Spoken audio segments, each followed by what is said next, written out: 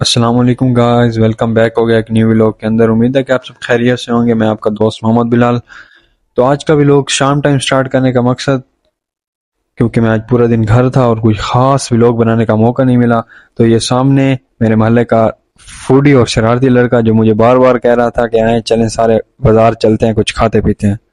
तो खैर मैं उनके साथ बाज़ार चल पड़ा और बाज़ार चलते चलते काफ़ी दुकानें आ रही थी खाने पीने की। तो हम वहाँ इसलिए नहीं रुके क्योंकि हमें कुछ ठंडा खाना था। और ये फुरकान जो कि मोबाइल लेके तंग करने के लिए पान वाले अंकल के पास पान उनकी शॉप में घुस गया। तो साथ ही मेरी नज़र एक आइसक्रीम और स्लैश वाली शॉप पे पड़ी।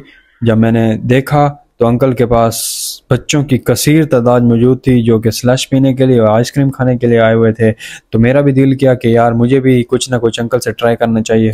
तो फाइनली हमने अंकल को आइसक्रीम का ऑर्डर दिया और अंकल ने हमें 5 मिनट वेट करने का कहा और फिर हम अपनी आइसक्रीम के लिए वेट करने लगे।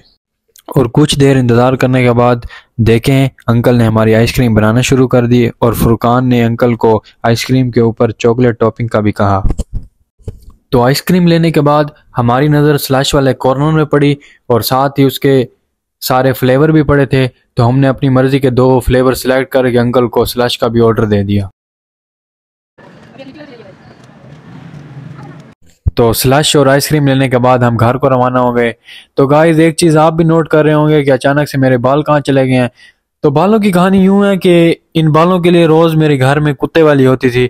तो कल मैंने भी ये बात दिल पे ले ली और चला गया बार्बर के पास और जाके अपने सारे बाल कटिंग करवा लिए। तो खैर हम घर को जा रहे थे तो रास्ते में गोलगप्पे वाला खड़ा था। पेटू भैया भी उसके पास रेडी से मौजूद थे। तो खैर गोलगप्पे तो गोलगप्पे हैं, मैंने भी देखा तो मेरे मुंह से भी पानी आ गए। तो मैंने भी अंकल को गोलगप्पों का ऑर्डर दे दिया। तो फाइनली मेरे भी गोलगप्पे रेडी थे तो मैंने भी बिस्मिल्लाह कर कर खाना स्टार्ट कर दी। उफ, जब खाए तो क्या गोलगप्पे थे। तो गोलगप्पे खाने के बाद अब हमें मिर्चें लग रही थी। तो उन मिर्चों को मिटाने के लिए कुछ हमें मीठा दरकार था। तो जीते रहे हमारे पेटू भैया जिनके पास टाइम पे हर चीज़ अवेलेबल होती है। तो उनसे मैंने थोड़ी सुपारी ली और मुंह में डाल ली। तो गाइस खा पी के हम वापस आ रहे थे तो हमें याद है कि हमने इशा की नमाज़ पढ़नी है। तो हम अपनी नमाज़ पढ़ने के लिए अपने मोहल्ले की मस्जिद में चले गए। तो हम जैसे ही मस्जिद में एंटर हुए तो हमें पता चला कि जमात तो हो चुकी है और अब हाफिज साहब नमाज तरावी पढ़ा रहे हैं। तो हमने जल्दी जल्दी से वज़ू किया और जमात के बगैर नमाज पढ़ना स्टार्ट कर दी।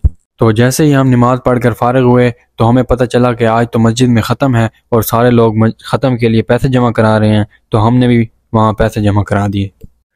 तो पैसे जमा कराने के बाद मैं फ़ौरन घर गया और वहाँ से मिठाई ले आया ताकि ख़त्म के बाद मैं वो मिठाई लोगों में तकसीम कर दूँ। तो नमाज तरावी ख़त्म होने के बाद सारे लोग बाहर आ गए और हाफिज साहब ने तिलावत कुरान पाक स्टार्ट कर दी और इसके बाद लोगों के हक़ में दुआ होनी थी। और मैं यहाँ बैठा ये सोच रहा था कि पहले मिठाई तकसीम करना कहाँ से शुरू करूँगा। तो दुआ ख़त्म होने के बाद मैं उठा और मैंने मिठाई तकसीम करना शुरू कर दी। मिठाई तकसीम करने के मामले में अब्बू और इशाइल भी मेरी मदद कर रहे थे। तो आज के व्लॉग में मेरी आवाज़ को इग्नोर कीजिएगा क्योंकि मेरा गला ख़राब है। और इसके अलावा आज का व्लॉग हम यहीं पर एंड कर रहे हैं। मिलते हैं इंशाल्लाह आपको अगले व्लॉग में। तब तक के लिए अपना ख्याल रखिएगा। अल्लाह हाफिज़।